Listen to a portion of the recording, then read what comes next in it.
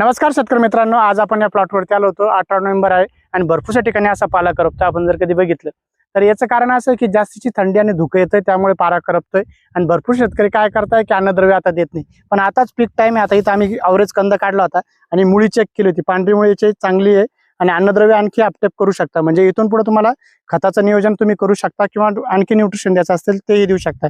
तर इथून पुढे आपण कुठले खतं दिले गेले पाहिजे? 042-47 असेल, 13-045 असेल, झुका असेल, कोकुले असेल, तुम्ही ते देऊ शकता, जेणेकरून तुमचा कंद चांगला बनेल. आणि जोपर्यंत पाला तुमचा हिरवा आहे तोपर्यंत याचं जे पूर्ण अन्नद्रव्य याच्यात होतं. आपण जर कधी जवळून बघितला हा कंद अवरेज आपण कंद काढला होता, जुना इथं मदर सीड आहे आणि ह्या ज्या कांड्या आहे आणखी याच्यात पूर्ण रस आल्यानंतर याची साईजही बनेल आणि कंदही बनेल.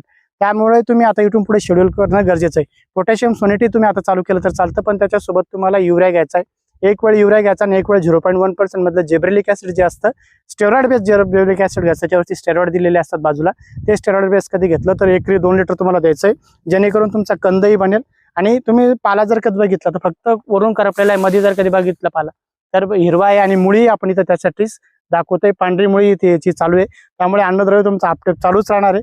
त्याकरिता तुम्ही इथून पुढे शेड्यूल जर बेस जर कधी काम केलं, म्हणजे खताचा असेल किंवा आणखी न्यूट्रिशन जर कधी देत राहिलं तर कंद तुमचा वाढणार आहे. भरपूर शेतकरी काय करताय, कंद थांबताय.